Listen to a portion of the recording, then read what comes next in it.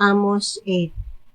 Gipakita na usab nako sa Ginoong Dios ang laing pananawon. Nakita ko ang usa ka basket nga punong prutas, unya miingon ang Ginoo. Amos, unsa may mong nakita? Usa ka basket nga punong prutas, mitubag ako. Mingon kanako ang Ginoo. Miabot na ang katapusan sa akong katawhan ang Israel, ug dili na mousab ang akong hukom sa pagsilot kanila. Niadtong adlaw ang mga awit dito sa palasyo mahimong awit sa pagbangutan. Malukop sa patayng lawas ang tanang dapit ug magmingaw na kini. Pamati niini kamong nagyatak sa mga timawa ug naninguha paglaglag sa mga kabus. Nag-ingon kamo sa inyong kaugalingon. Dili kami makahulat sa pagkatapos sa balaan nga adlaw aron makapamaligya kami og mga trigo. Kanus aman matapos ang adlaw ipapahulay aron makabaligya kami sa among trigo. Mahalo nato ang presyo niini. Gamitan ta og dili hustong taksanan og usbon ang timbangan aron paglimbong sa pumapalit. Ibaligya tagmahal ang walay pulos nga trigo ug paliton ta ang kabus sa presyo sa usa ka pares nga sandalyas aron mahimo siyang ulipon.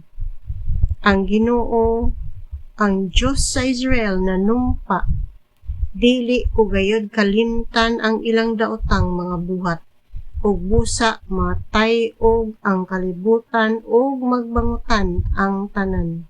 Matay og ang tibok nasod, mutubo ug mukunhod kini sama sa suba sa Nilo. Niadtong adlaw pasalupon ko ang adlaw bisag udto pa ug pangingiton ko ang kalibutan sa adlang dako. Ako ang Ginoong Dios nag-ingon niini. Himuon ko nga panahon sa kasub-anan ang inyong mga kasaulugan ug ang inyong mga awit sa kalipay mahimong pagbangutan. Pabistihon ko kamugsako ug pakiskisan ko ang inyong mga ulo. Mahisama kamo sa mga ginikanan nga nagbangutan sa namatay nilang bugtong anak. Pait gayud kaayo kadtong adlaw. Maabot ang panahon nga padad-an ko gutom ang nasod. Gutomon ang katawhan apan dili sa pan ug uhawon sila apan dili sa tubig. Gutomon sila sa mensahe gikan sa Ginoo. Ako, ang Ginoong Dios mao'y nagsulti niini.